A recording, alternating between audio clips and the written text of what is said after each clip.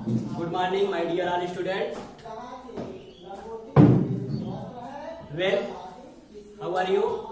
I hope you will be fine. Welcome, हमारे study channel. My name is Pradeep Kumar Verma. I am English teacher. तो आज का topic जो है कि क्लास 11th और 12 के बुक का है, तो ठीक उसमें फिगर ऑफ स्पीच यानी अलंकार के टॉपिक के बारे में आज हम एक्सप्लेन करेंगे. ठीक, तो लेट्स कम टू टॉपिक. देखिए टॉपिक है figure of speech. Figure of speech जो होता है उसको हिंदी में हम अलंकार कहते हैं. अलंकार का देखिए आप लोग के मन में विचार होता है कि what is the figure of speech, यानी फिगर ऑफ स्पीच क्या होता है. ठीक, फिगर ऑफ स्पीच क्या होता है यानी उसको अलंकार कहते हैं. अलंकार का मतलब ही होता है कि शोभा बढ़ाना. शोभा बढ़ाना जिस प्रकार से शोभा बढ़ाना जिस प्रकार से कि किसी वाक्य में अगर अलंकार ना हो, ठीक, तो उस वाक्य का क्या शोभा नहीं बढ़ता है. जैसे कि एक स्त्री की बात ही ले ले, अगर स्त्री अगर आभूषण का प्रयोग न करे तो उसकी सुंदरता में क्या आती है, कमी आ जाती है ना. उसी प्रकार वाक्यों में अगर अलंकार का प्रयोग न हो तो वह वाक्य क्या होगा, उसकी शोभा घट जाती है. ठीक, तो यह डिफाइन हुआ.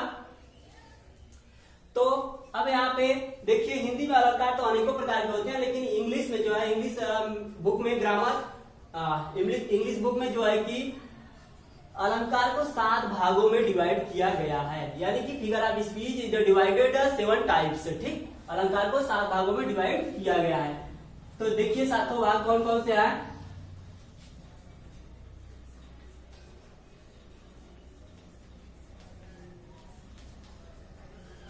Types of figure of speech.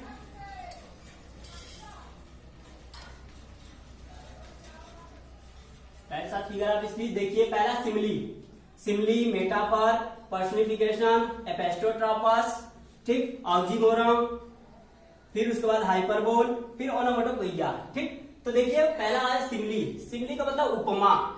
ठीक, उपमा यानी दो वस्तुओं के बीच क्या की जाए, कंपेरिजन यानी तुलना किया जाए. यहाँ पे करा है simile is the comparison between two the object of the difference kind of which have at the least one point in each common. तो देखते हैं असिमिली यानी कि उपमा अलंकार में a comparison between two object of different, यानी कि दो वस्तुओं के बीच क्या हो, कंपेरिजन यानी तुलना हो, यानी दो विभिन्न प्रकार की वस्तुओं के बीच क्या हो, तुलना की जाए. और which have at the least one point common, यानी कॉमन का मतलब होता है समान, जिसमें कि कोई एक गुण क्या हो, समान हो. तो ऐसे वाक्यों को हम क्या कहते हैं, सिमिली कहते हैं. और लेकिन इंग्लिश बुक में जो है कि हमें क्या करना होगा कि इसका जो है कि डिफिनीशन जो आएगा तो हमें इंग्लिश में ही लिखना पड़ेगा. इसलिए आप लोग इंग्लिश ही याद रखिए. या समझने के लिए हम कह रहे हैं कि दो विभिन्न प्रकार वस्तुओं के बीच तुलना किया जाए और कोई एक गुण समान हो तो उसे हम क्या कहते हैं, उपमा अलंकार या तो सिमिली कहते हैं. ठीक, तो इसका जो एग्जाम्पल होता है, और इसको एक तरह से और डिफाइन कर सकते हैं सिमिली को, in the sentence found at so like is called simile. यानी वह सेंटेंस जिसमें एज सो लाइक पाए जाते हैं, एज सो लाइक यानी यह 3 शब्द पाए जाए उसे हम क्या कहते हैं, सिमिली. जैसे कि एग्जाम्पल के तौर पे ले लें, एग्जाम्पल यहां देख रहे हैं, लाइफ इज लाइफ ड्रीम. ठीक, तो ये एग्जाम्पल लाइफ इज लाइफ और ड्रीम यानी हमारा जो जीवन है ये एक स्वप्न की तरह है. ठीक, तो अब यहाँ पे देखिए लाइक आ रहा है, तीनों में ऐसा, सो और लाइक, इन तीनों में से हमारा एक आ रहा है, तो यह सेंटेंस क्या हुआ, सिमिली हुआ. ठीक, अब देखिए इसमें तो हमें नहीं लगता है कोई दिक्कत होगा सिमिली में. ठीक, अब दूसरे को मेटाफर को यानी रूपक अलंकार को डिफाइन करते हैं. In the metaphor the things compared are the treated as the one and the same and the words of the comparison no found as so like.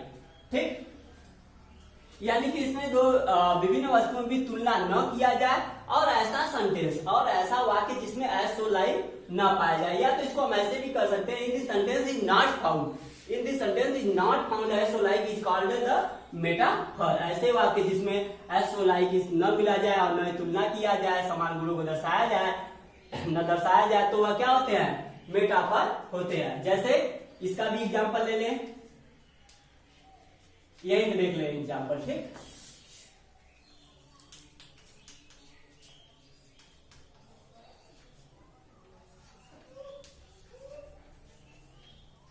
Life is a dream, यानी कि जीवन एक स्वप्न है। अब देखिए इस सेंटेंस में क्या हो रहा है हमारा कि एज सो लाइक तीनों शब्द नहीं मिल रहे हैं। ठीक, तो तीनों नहीं मिल रहे हैं तो यह हमारा क्या हो गया, मेटाफर हो गया। ठीक, यानी कि इसमें भी जीवन के बारे में ही बताया गया है, लेकिन इसमें एज सो लाइक सेंटेंस नहीं मिल रहा है, इसलिए यह क्या हुआ, मेटाफर हुआ।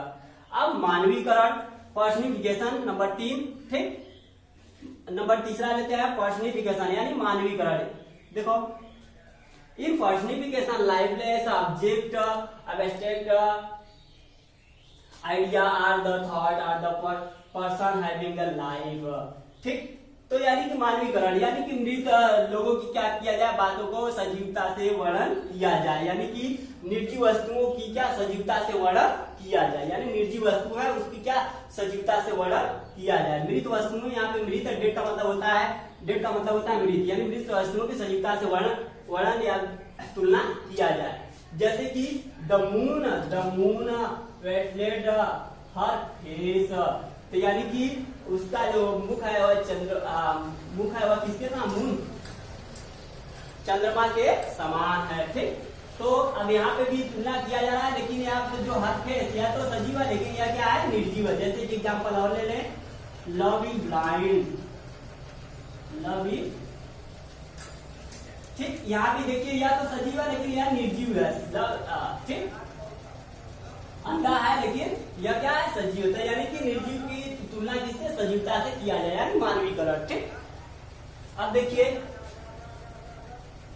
एपेस्टोट्रापस।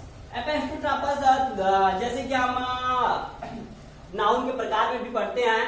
ठीक, नाउन के भी प्रकार में एब्स्ट्रैक्ट नाउन होता है ना, एब्स्ट्रैक्ट नाउन वही एपेस्टोट्रापस से भी बना है। ठीक, एपेस्टोट्रापस का मतलब होता है कि हमें इससे आश्चर्य यानी हमारी भावनाओं को, यानी direct address to the dead,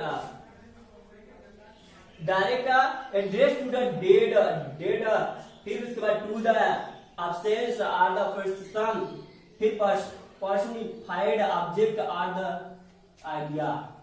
ठीक, तो देखते हैं इसको। An apostrophe is the direct address, ठीक, टू द डेड, ठीक, absent or to personification object और आइडिया। इसको देखते हैं, इसमें क्या होता है कि इसमें हमें आश्चर्य पैदा हो या तो हमारी भावनाओं के बारे में पता चले, और इसमें देखेंगे तो संबोधन का चिन्ह भी मिलेगा, एक्सक्लेमेटरी सेंटेंस का चिन्ह भी मिलेगा। ठीक, इसको समझने के लिए इतना ही काफी है। ठीक, एपेस्टोट्रापस यानी फीलिंग के बारे में व्यक्त की जाए। जैसे एग्जांपल के तौर पे ले लें,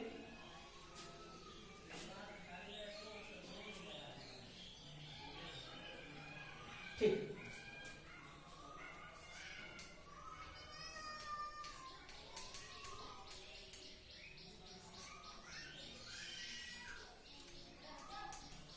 ठीक, जैसे O life, O time, O death, O death, फिर उसके बाद कर दें ओ डेथ सम सून कम। ठीक, तो यहाँ पे देख रहे हैं कि एपेस्टोट्रापस में यहाँ संबोधन का चिन्ह मिल रहा है तथा हमें हमारी भावनाओं को भी व्यक्त कर रहा है, और हम इससे भी पहचान रहे हैं कि इसमें आश्चर्य हो रहा है। तो एपेस्टोट्रापस में यही होता है। ठीक, इसमें संबोधन का चिन्ह मिलेंगे और ये आश्चर्य और फीलिंग्स के बारे में भी बतलाएंगे।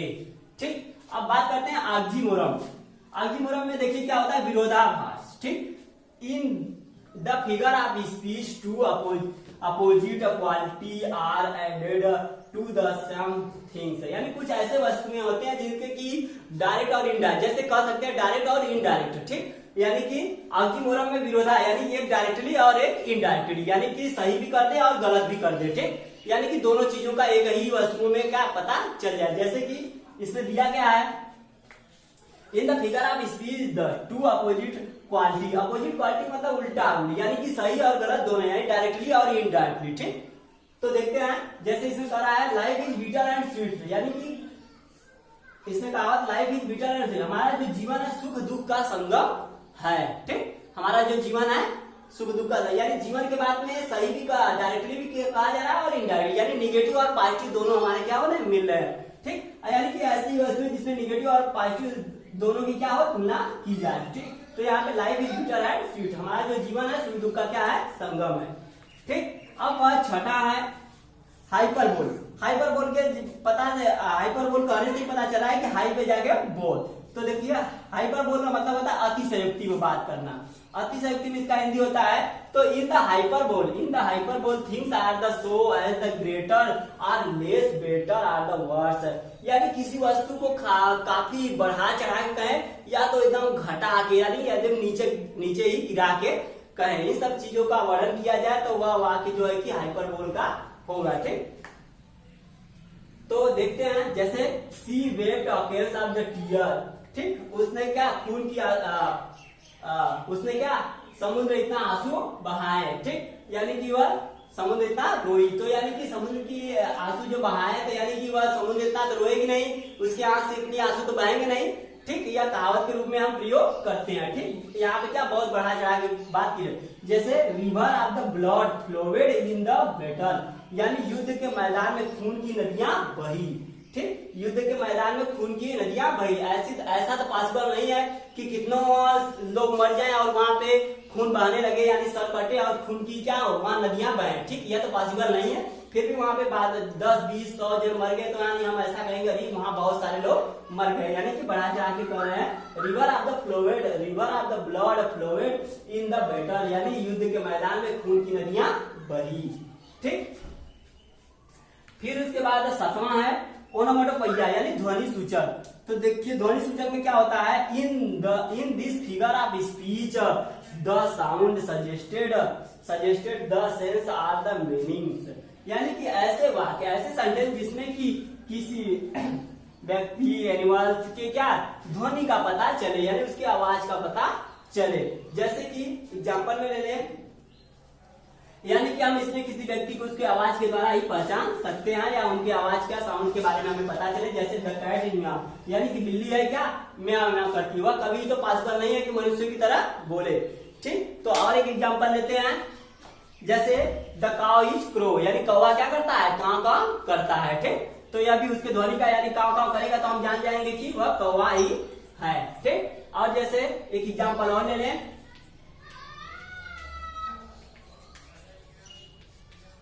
The snake are hissing and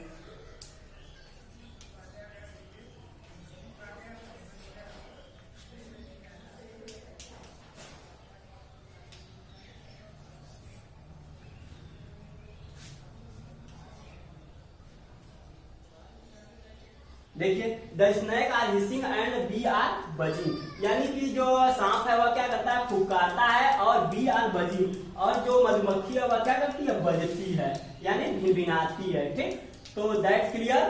तो यह थे फिगर ऑफ स्पीच। ठीक, अब मिलते हैं नेक्स्ट वीडियो में। Thanks for my watching YouTube channel. ठीक, धन्यवाद।